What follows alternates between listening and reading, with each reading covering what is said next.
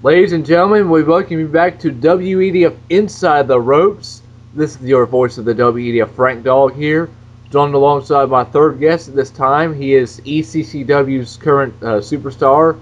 Introduce yourself, Wu Tang Man. Hello, everyone, WEDF Universe, ECCW fans. It's an honor to be here. When I first got the call from Frank asking me to be a guest on this show, I was deeply honored. It's not very often Wu Tang Man comes out and does interviews, so I guess in a way this is kind of a treat for both of us. I don't do very many sit-down interviews, so. You just seem to be the one that doesn't talk much and kicks ass in the ring. Is that right? Yeah, pretty much. I'm a no BS kind of guy. I like to, do my talking in the ring. All right, so some of these questions I'm going to ask you about your career in the WEDF and past rivalries and such. Like when you were in RCW and HCW and OFW and other leagues, have you ever thought what it would be like to compete in front of like a larger audience in WEDF? What that would be like at that time? Well, in all honesty, yes. I thought about it. Smokey, a good buddy of mine who wrestles in WEDF. In fact, he was the one who got me into WEDF to begin with. But he was always, chopping at the bit to get me over there. And he's telling me that it was time for me to shine and basically expand on my career. And in all honesty, a lot of people feel that RCW and HCW kind of held me back a little bit, but I just had my loyalties there because that's where I've gotten my start. And I don't feel necessarily being held back. I kind of feel like at times I've had to carry that company on my shoulders to keep it from going completely bankrupt, which there's been several instances where it's had to close and reopen and reinvent itself. But I felt that whenever I came to WEDF, it gives me an opportunity to expand my fan base, gives me an opportunity to explore my career options, have dream matches that I never thought was possible before, and a lot of that I couldn't get where I was. So now that I'm in WEDF and ECCW, it's really broadened the horizon for me, which is really exciting, for me. Right. And speaking of which, Smokey was the one that asked you for help against Legacy at WrestleMania 2. That was, That's I right. believe, your first match. That's right. I remember getting the call. He called me up, and it was one of those things where it didn't take a lot of persuasion because I was coming off of a pretty heated problems with RCW at the time, and so I was kind of in between riding the fence, deciding what I wanted to do with my future. So when Smokey called, it was just perfect timing. I had open doors. Nothing was holding me back, and so I seized the opportunity. And just the idea of having my first, my debut match being at, the grandest stage of all at WrestleMania 2. I mean, that to me was probably better than any world championship I have ever won, any person I've ever wrestled against. That right there is the epitome of my career to this point, was Right. being able to wrestle at WrestleMania 2. Right, and it's really unusual to have a debuting superstar actually compete in the first match on the grand stage. Wu Tang Man actually made history by being the first WEDF superstar to make their first match at WrestleMania. I honestly did not know that. That's pretty awesome. I guess that's something I can chalk up on my resume. Yeah. But speaking of which, when you were first starting the WEDF, you came over to ECCW, and you were made a target of Michael Cole for some reason. Did you say anything, or did you try to? Did he? He said he claimed that you disrespected him. Is that true or false? Well, in all honesty of the fact of the matter, I guess you could say yes, I did disrespect him in his own little peonic world. Because when I first came into ECCW, I got in there. I'm the new guy. Some people knew who I was. Some people had never seen me before. Didn't care a lick about me. Thought I was just a new rookie kid, that was not going to go anywhere, not going to do anything. And so I felt that I had to prove myself. And when I come into into ECCW, I still had my RCW and HCW roots, and a lot of that I was wanting to kind of shed and try to reinvent myself, but not lose my character. My character always being the type of guy that doesn't take any BS from anybody and will not step down from any challenge. Michael Cole immediately comes up to me and he's deciding, hey, I want you to be part of my corporation or my group, my stable. This is the way I want you to talk. This is the way I want you to walk. This is how I want you to act.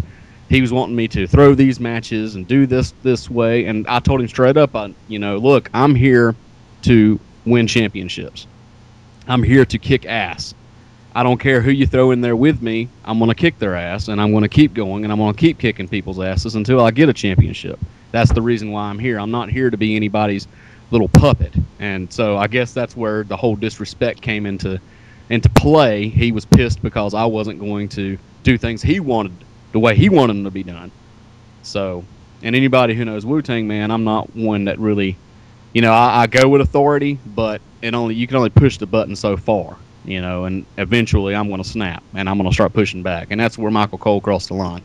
Right, and he tried to have you involved in there and try to have you taken out by having his spotlight, the guys who he wanted to groom into his own, tried to take out like Mason Ryan, Michael McGill, Cody David Otunga. Right. And where are those guys now? Otunga is apparently the lawyer for Layfield Inc., and the other guys have been released. Exactly. And Otunga doesn't even compete anymore. He just really comes in with that smug look on his face with that coffee cup and that suit. Right. Well, I mean, in all honesty, did Otunga really ever compete? Not really. I mean, and besides blindsiding, hitting people from behind, that's about the only thing Otunga ever did.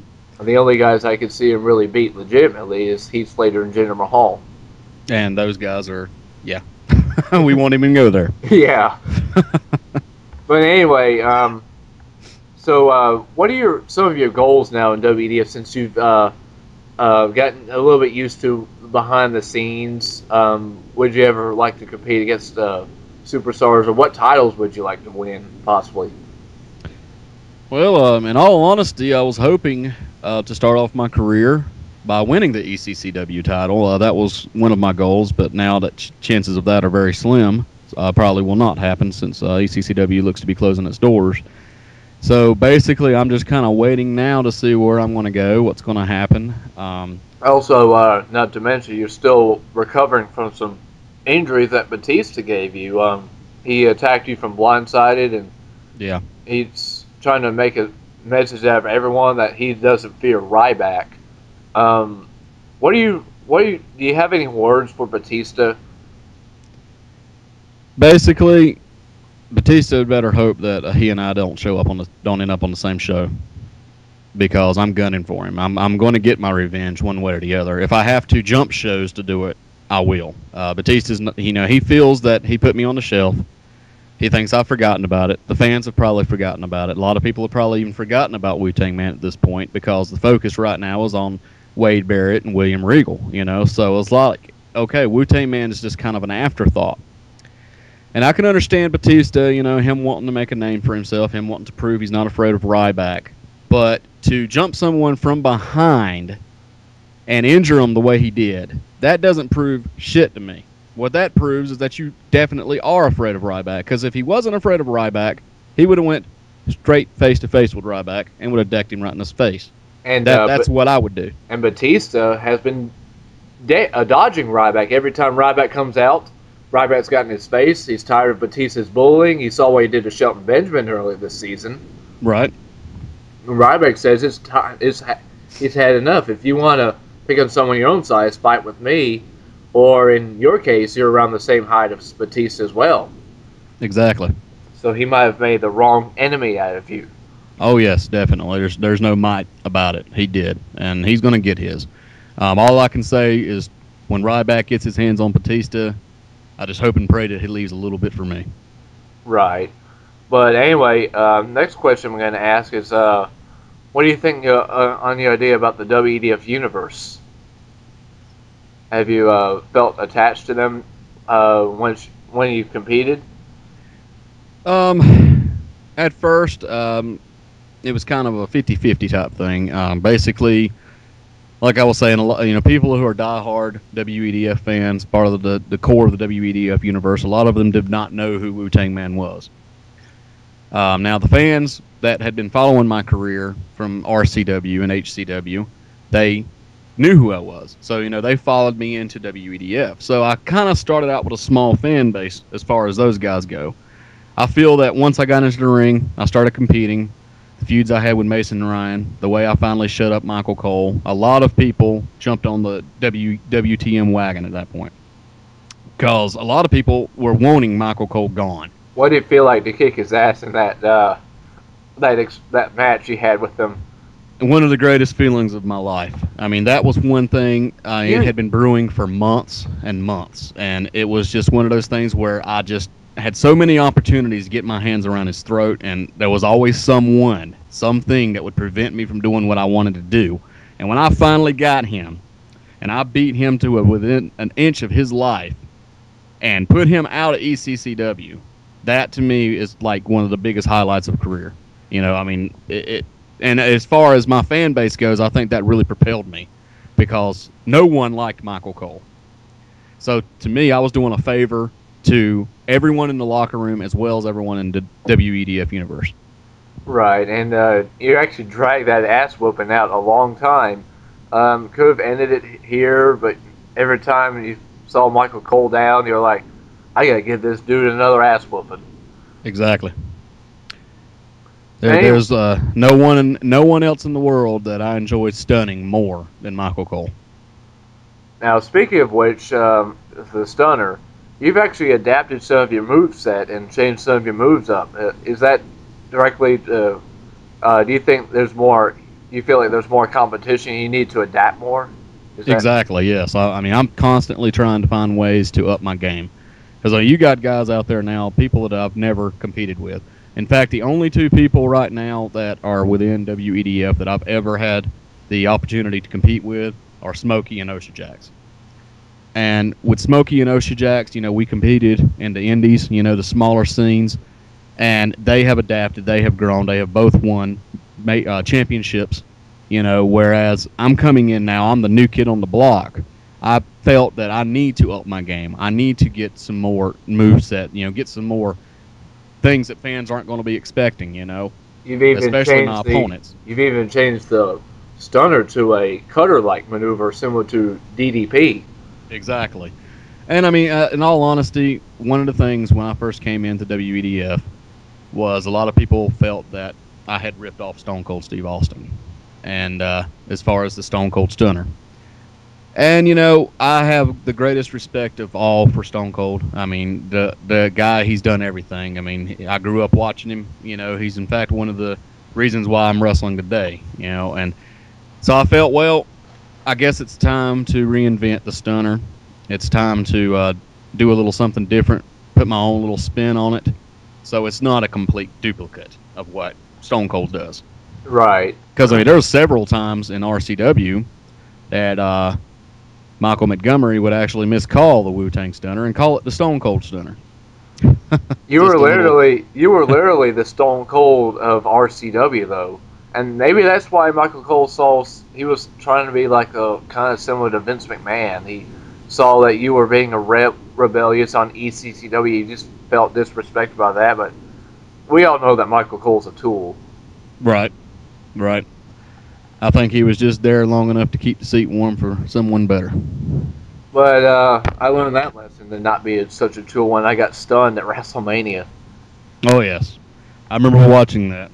But again, it's not about me. It's about Wu Tang Man here. Some things you did in RCW, you've competed against some of the best, like Spectacular, Smokey, Osiris, all those guys. But right. Now in WEDF, it's like a whole new set of superstars that could possibly be who do you like to face. Name like 5 superstars or 5 to 10 superstars who you'd like to face in the future. Oh man, let's see. Well, Oh, I faced Smokey before. I faced him in RCW and HCW. I would. He's a great friend of mine. We've got deep respect for one another, and I think we bring the best out of each other every time we compete, either opposite sides of the ring or as a team. And I would actually enjoy having a match against Smokey on a WEDF stage, just for the simple fact of It'd be like CM Punk facing Daniel Bryan in WWE. Exactly. It's a bigger stage. We've both adapted so much. We've changed. We've grown. We've matured. And it's just the fact of getting us together in that audience. It'd be awesome just to see how that would turn out. I wouldn't mind to have another match with Osha Jax. In all honesty, the only match I ever had with Osha Jax lasted all of 30 seconds. He blindsided me. Had a contract to where he could cash in for a world title shot at any time, and he blindsided me after I'd finished competing against Spectacular on RCW and defeated me for the RCW world title. And of course, that's way back in the past, that's years ago, but, I've always wanted to have an opportunity to not necessarily say let's get some revenge on that, but to actually have a straight-up one-on-one confrontation, a match with Osha Jax. Just to test him out, see, kind of feel the waters a little bit and see what he's all about. I've got the deepest respect for him. I mean, he had the longest Intercontinental title reign in history, 560 days. Exactly. I mean, he's done it all. I mean, he's incredible on the commentary table. He's a great wrestler. He's led factions. He's changed a lot of things in WEDF, and for that, I've got great respect for him. But I would like to have a match with him sometime. I mean, I may go in there and he may mop the floor with me. You never know. But it's just one of those things to where I've got to get out there and I've got to test the waters. I've got to find out who can I compete with. I'm tired of sitting down here competing against the David Otungas and the little guys. I'm wanting to get up there and start competing with the big dogs. And you even haven't had an impressive showing against Matt Eichhorn, one of Raw's hottest superstars at this point. Exactly, yeah. And I mean, I went in that match a little bit cocky, thought, I was going to mow over Eichhorn. I felt I had a lot to prove. I wanted that King of the Ring, and, Eichhorn, I guess he wanted it more. And so, I can respect that. I would like to have another match with Eichhorn in the future sometime. I think the outcome will be much different, now that I've kind of cooled myself down a little bit. I think Batista's attack kind of opened my eyes that I'm not the top of the world. I'm not the franchise anymore like I've been accustomed to being. I've got to earn this. I've got to work for it. Guys like Batista, Wade Barrett, all these guys. These are the guys that I want to compete and I want to beat. You want to be the best in the world, similar to what CM Punk's been preaching on SmackDown, the World Heavyweight Champion. Do you think CM Punk is the best in the world? This is a question I asked Osha Jax, I believe. It's kind of hard to say. I mean, he's definitely got everything. He's got the makeup. He's got the tools. He can back it up. He's champ, So I guess he has validity of saying yes, he is the best in the world. Whether he can back that up against people, take for instance Stone Cold. He beat Stone Cold a couple times. He beat The Rock, Edge. Well, he's beat everybody. Yeah. But I mean, I'm just saying, let's just say for instance, take Stone Cold at his prime, 100% cleared out, nothing stopping him, right. And put him in there with CM Punk. I mean, what would be the outcome then? Would CM Punk be able to beat Stone Cold in his prime? We don't know. Or would he not? I mean, that's kind of what I'm looking at here. That's what I'm thinking. I mean, I've got respect for CM Punk. It's really a 50-50. It's toss-up for me. You can say you're the best of the world. You can carry the title over your shoulder. And you can prove it in the ring. But to me, you're never the best in the world until you've beaten everyone in the world. Right. But CM Punk is at the top of his game right now. And speaking of Stone Cold, though, him and Triple H are two other guys you resemble yourself to and compared yourself to. Would you say that you'd like to eventually face them in matches in WEDF? Oh, it would be a huge honor to face either one of them. It really would be. just the idea of Wu Tang Man versus Stone Cold or Wu Tang Man versus Triple H. I mean, in all honesty, it sends shivers up my spine. Those are matches that I never would have thought could have ever happened. You know, me coming up through the Indies and into RCW and HCW and doing all the things that I've done in that company for all these years, and now being a part of WEDF and actually sharing locker room. You know, getting on the same flight with these guys. I mean, these are icons. These are the guys that I watched growing up. These guys are the ones that I patterned my own career after. My characteristics, my movesets, my entrance, the way I present myself in the ring, the way I present myself to the fans. Right. I've modeled myself after these guys. And to have the opportunity to actually compete with them, that would be the biggest honor. I mean, that would definitely have to go above WrestleMania 2 to have an opportunity to compete against either one of those guys. And mainly for the fact of saying, can I beat him? You know, a guy that I've, you know, he idolized my entire career. Can I beat him? Do I have what it takes to beat the guy that created me, basically? Right.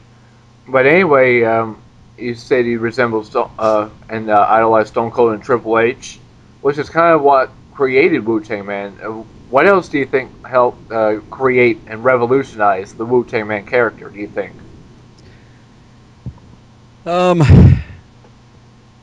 Basically, just my whole attitude of never stopping. I mean, I keep going. You know, I don't care who it is that I have to face. I'll face my best friend. I'll face my brother. I'll face my father. I don't care. You know, if they're standing in the way of me going up the stepping stone to the next best thing for my career, I'm going through them. And if I don't go through them the first time, I'm going to go revamp, and then I'm going to come back, and I'm going to go through them the second time. And, you know, that's basically just how I got the whole persona of being indestructible, as my theme song says, you know. I feel and I honestly and truthfully believe that you can beat me, but you can't beat me, if that makes any sense. Right. They just can't keep you down. Exactly. I mean, you can knock me down. You can attack me from behind. You can take me out with sledgehammers. You can run me over with cars. You can do whatever the hell you want to do. But I'm going to come back, and I'm going to come after you. And that's what I'm saying about Batista. You know, the blindside attack that took me out. Chances are I probably won't be back until after ECCW is done. And that really prevented me from having an opportunity of completing my goal of becoming ECCW champion. So I put sole blame on Batista for that. I will get my retribution with Batista one way or the other. May it be next month. May it be next year. May it be 2 years from now. Eventually, Batista and I are going to be in the same arena on the same night. And I can guarantee you when that happens, he'd better have a whole slew of bodyguards, because I will go to him and I will knock his ass out. And that's the bottom line about that. And that is what created Wu Tang Man. That is basically the whole shit and caboodle with Wu Tang Man. Never say die. If you want to fight, come to me. I'll fight you. Never say die. Never say quit. You won't keep me down. Exactly. The only difference is I don't wear gay Easter colors to the ring. Who was that a reference to? I think we both know who that reference is. Tell us. John Cena. Oh. Yeah, well, John Cena's been actually changing up his character over on Raw. Going back to his old roots, saying that he's only in it for himself now. He realizes that caring for the fans and doing what he expects them that they expect him to do is not really the right idea, especially with his problems with overall Sting on Raw. Now, well, yeah, with Cena, that's one thing that it doesn't shock me. It didn't shock me to see how he turned out, because, I mean, I've watched Cena before. I mean, long before I ever came to WEDF, and just the whole way he presented himself and the way the fans just booed him out of every arena he ever went in. And it was one of those things where you're just sitting there waiting. When is he finally going to wake up, or when is he finally going to ditch the fans? and then when he did it, it's just like, okay, it's no shocker there. You knew it was coming. You knew he was going to do it. And I guess I can give him props for changing it up a little bit, but in my opinion, every time I see him, I don't care if he's wearing a chain or if he's wearing purple. To me, he's still the Easter egg colored little guy that I don't know. I don't know. Well, you could actually say, no disrespect, that his character and your character are kind of similar to where you can knock him down, but they're just going to keep coming back. Exactly.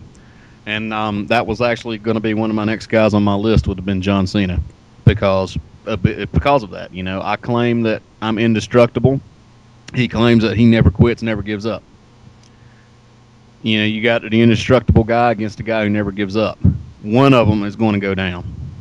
Now, another person I'd like to bring up is one in Cody Rhodes, who is now holding the Intercontinental Championship.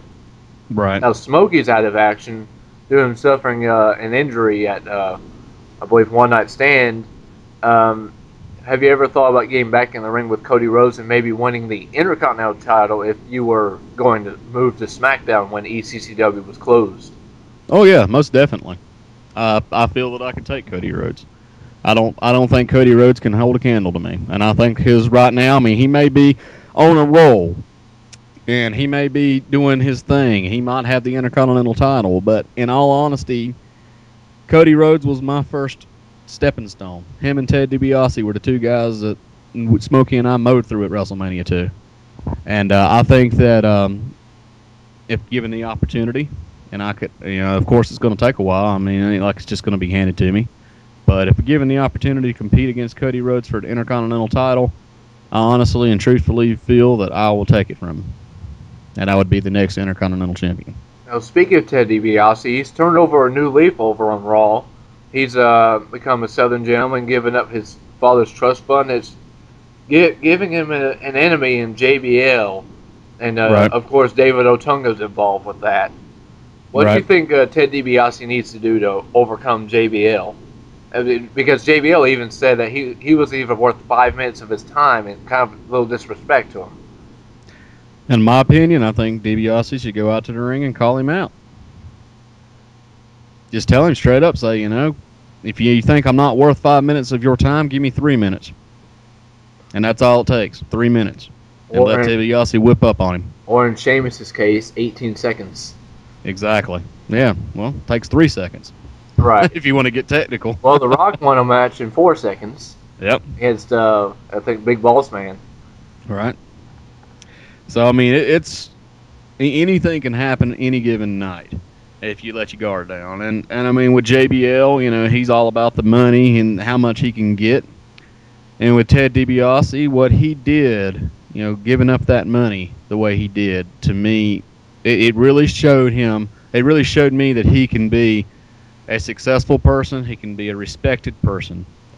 And, I mean, I feel that with DiBiase, he's got a long ways to go, but I think he needs to go out to that ring and he needs to call JBL out. What do you think of his new lifestyle that he's had? I can dig it, I guess. All right. So our next question is, would you ever want to get in the ring with Daniel Bryan or The Rock or Dolph Ziggler or any of these other superstars? Daniel Bryan, that would be pretty interesting. Sheamus. Because, I mean, he's got it all. He's a full package. He can fly. He can make you tap. He probably, in all honesty, Daniel Bryan would probably run circles around me in the ring. And the only way I could honestly see myself beating Daniel Bryan is if I could ground him. I mean, I've got the power.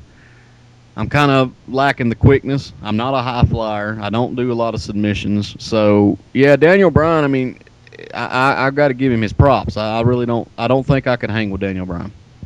That might shock a lot of people, but the only way I could hang with Daniel Bryan is if I could just catch him, just one mistake, and I could capitalize on it and put the hurting on him.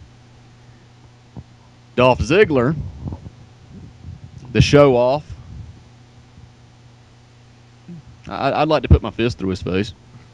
Yeah, especially with the way he tries to show off in the ring. It cost him at Summerfest against Kofi Kingston, although he did beat The Rock Yeah, eventually. that's true. Not many people can say they beat The Rock clean as a sheet. Yeah, that's the truth. I surely can't say because I've never competed against The Rock. I'd like to have a match with The Rock. Can't really tell you how that would go down either. I mean, The Rock, to me, hey, The Rock probably feels the same way about me that JBL feels about Ted DiBiase. Just for the simple fact, I mean, The Rock is way up there, and then, you got me just coming out of the third brand of WEDF trying to get a slot and make a future for myself in this broad company. I mean, it just... Well, right now The Rock is taking a little break off to Hollywood. He said he'd be back. Made that promise at Summerfest. So who knows when The Rock returns? Maybe he'll step the ring with Wu Tang Man. It'd be an honor. So my next question is: do you think you could, or eventually could, challenge and break the streak and end the streak? Talking about The Undertaker. Oh my God. You won't believe how many times over the years I have watched The Undertaker walk into WrestleMania against the likes of Shawn Michaels, Triple H, Goldberg, Sting, and every single time cheering for the other guy. Not because I dislike The Undertaker, not because I don't have any respect for him, because really I do, but the person who can finally beat the streak, that is going to be the biggest accolade on their career. That's going to be bigger than any world championship. Because the streak for The Undertaker right now, in my opinion, is one thing that's keeping him going. And if you can beat that, I think you can beat anything. Now, as far as me,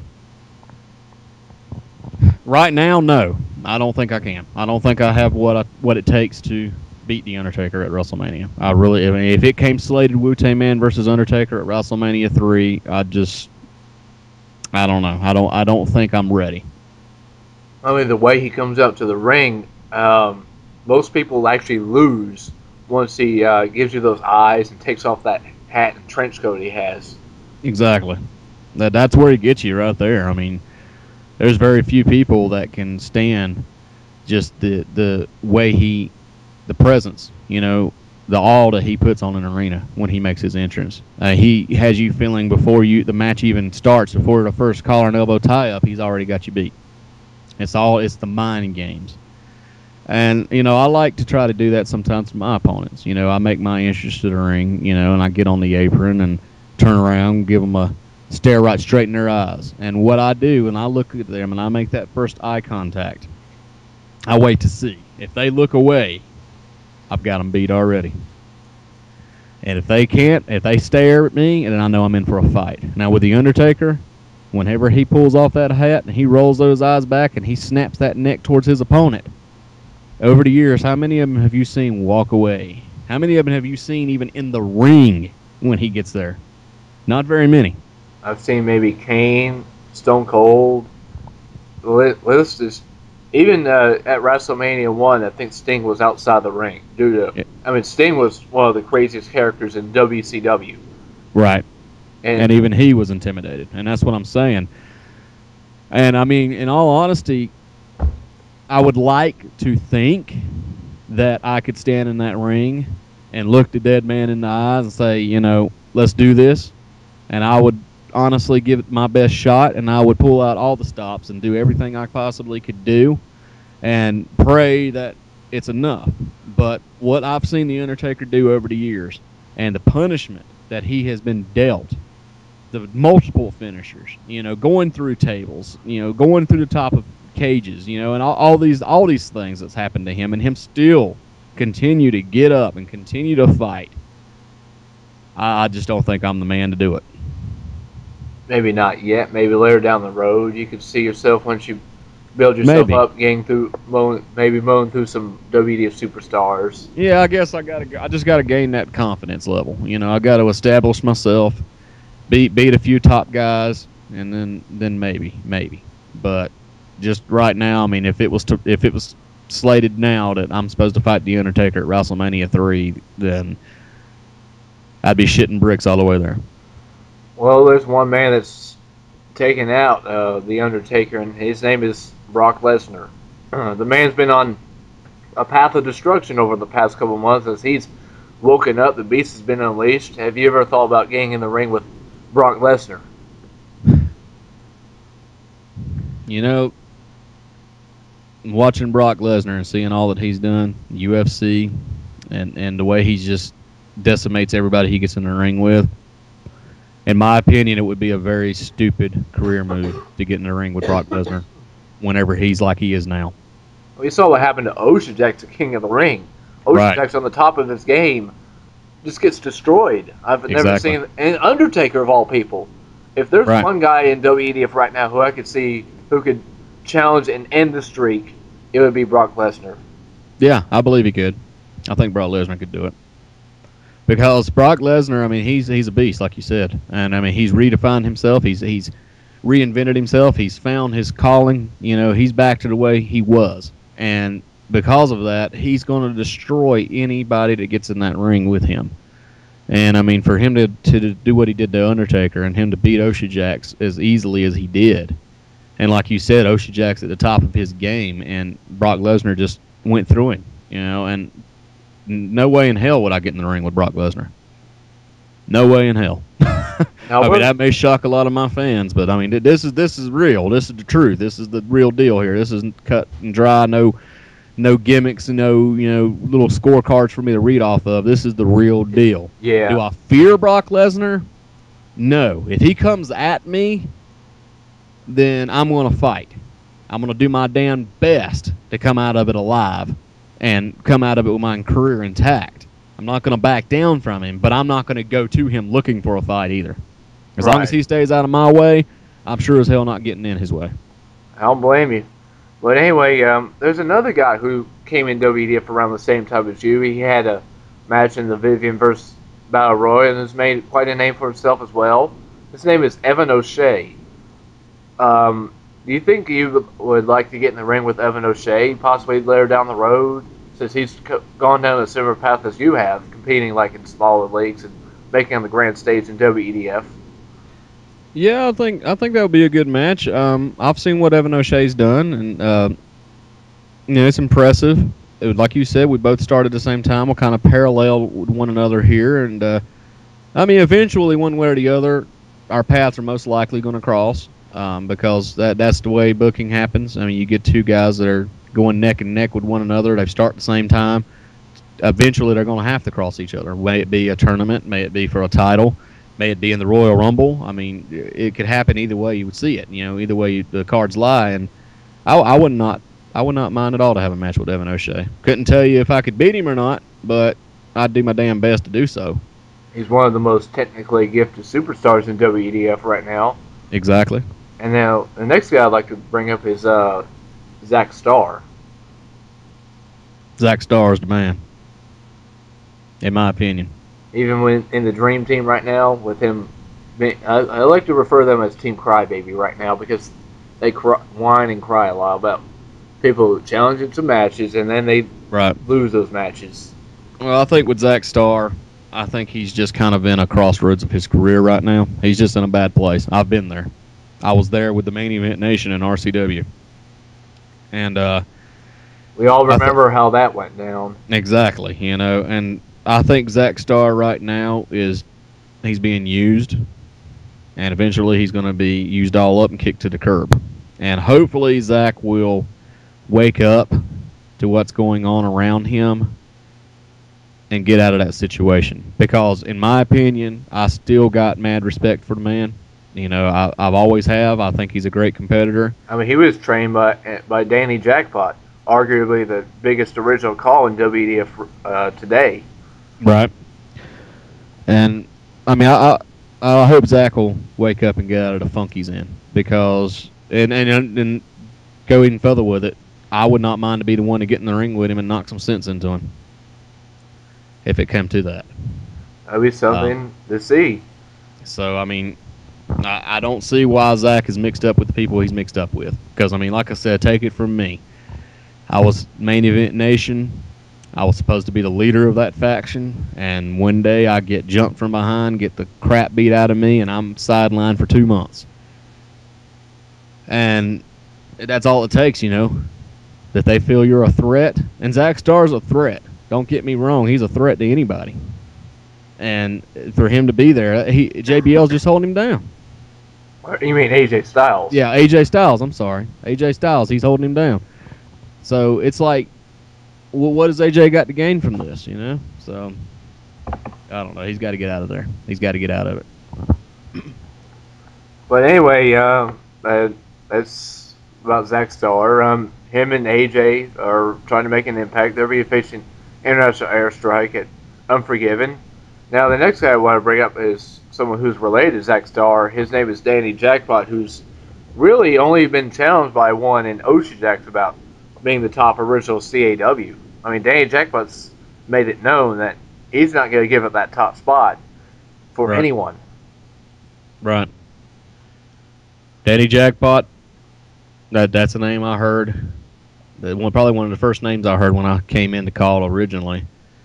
You see him everywhere. He's on T-shirts, he's on lunchboxes, he's on billboards. I mean, he's done commercials. He's every damn where. He's literally the John Cena of CAW. Exactly. I mean, he comes out to different colors too.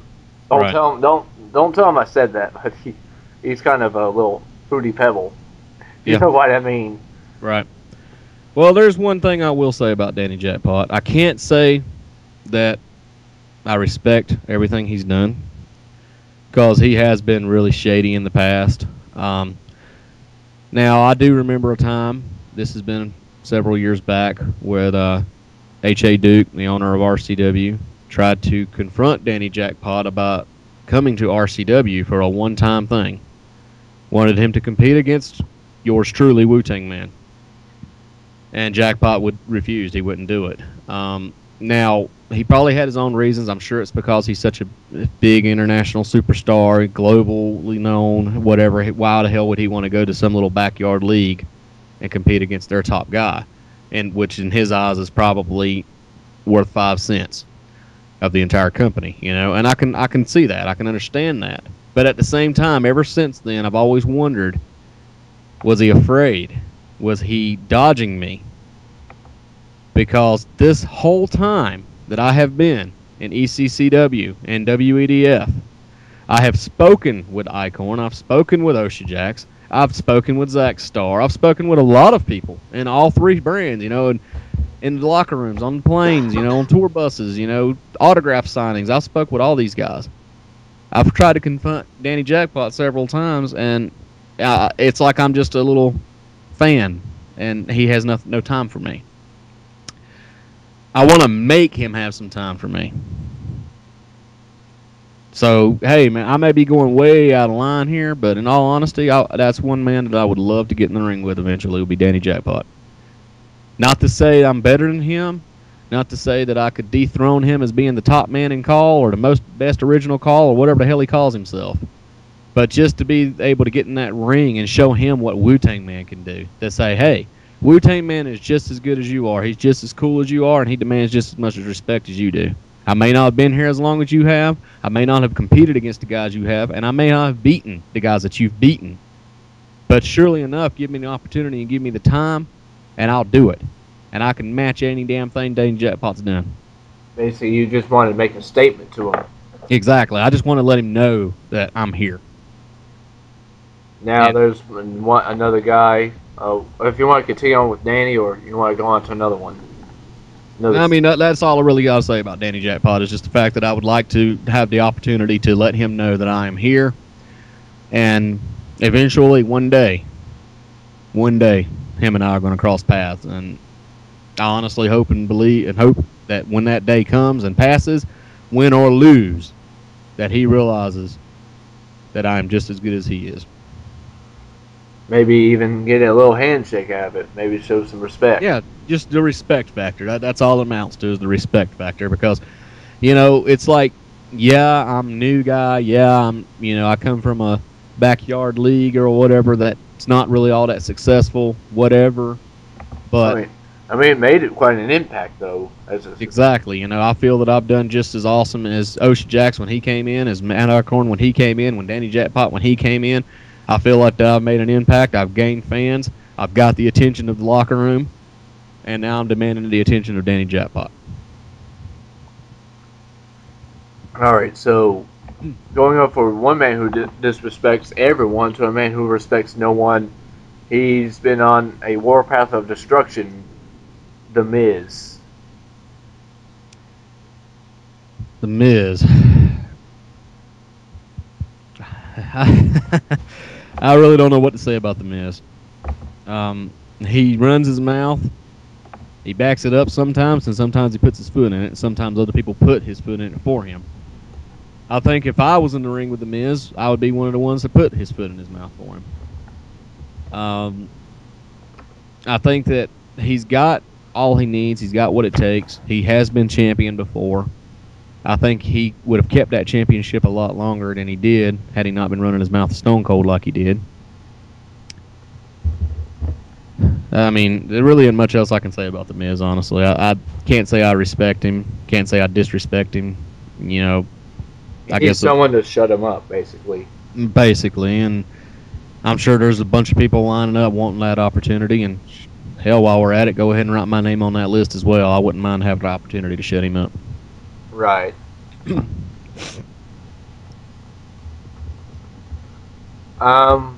So, anyway, we're moving on now from the people who you'd like to face. How long would you like to stay in WEDF? I honestly would like to finish out my career here. There's no lie or hiding that I'm getting up there in age. You're still in your prime, getting ready to go in your prime, really. Right. I hope I'm getting ready to go in my prime. I hope I haven't passed it.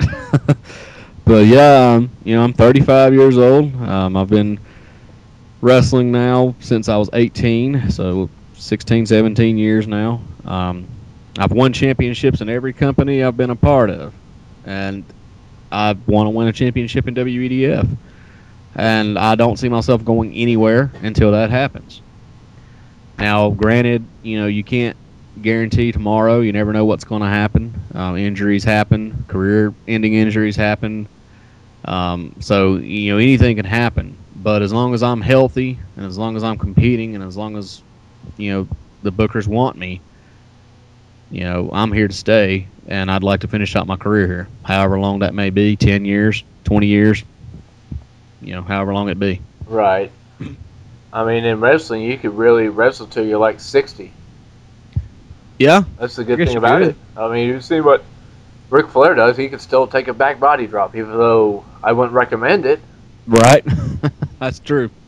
I still expect to see old Nature Boy croak in the middle of the ring. I mean, he even had a match with Danny Jackpot at Summerfest. Yeah. There you go. You see people like Terry Funk still getting in the ring, taking hardcore bumps. That's true.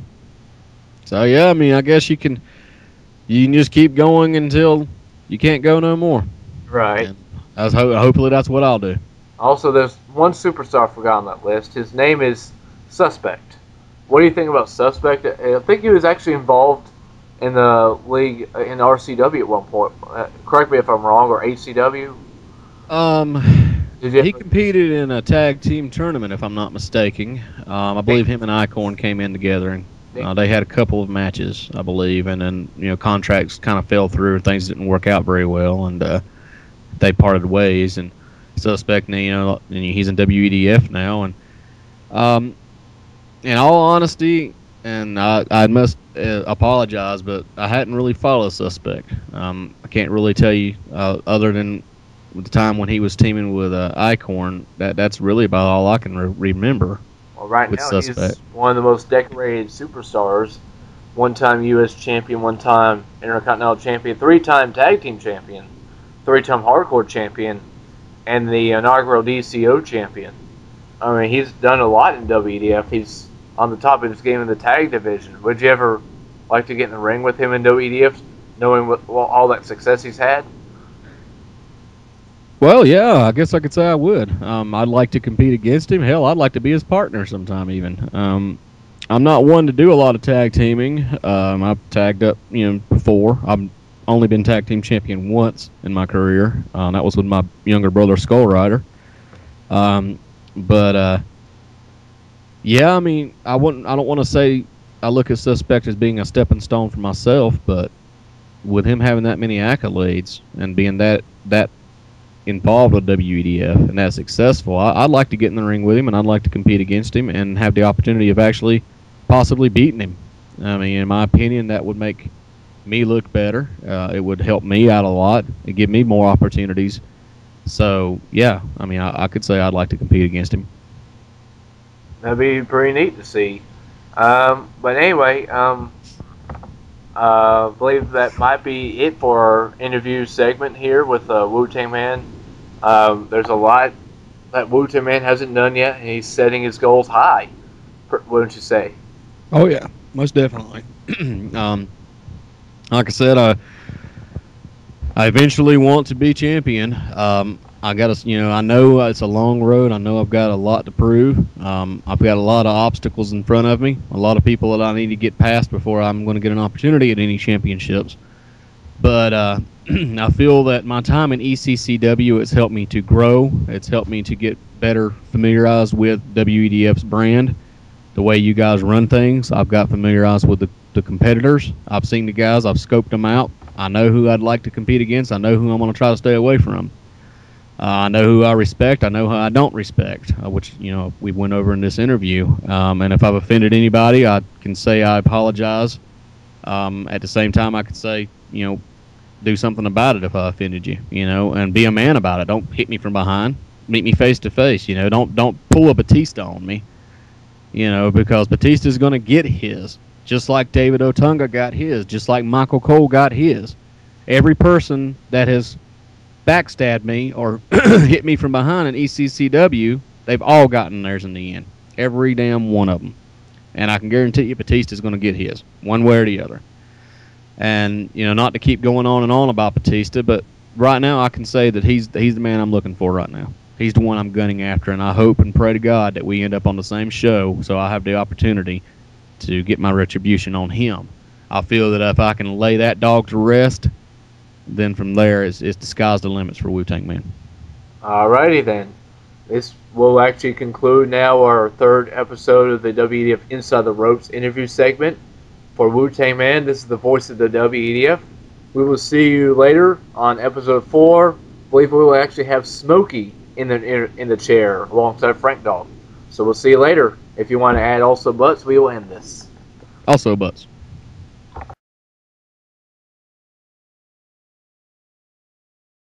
Also buds.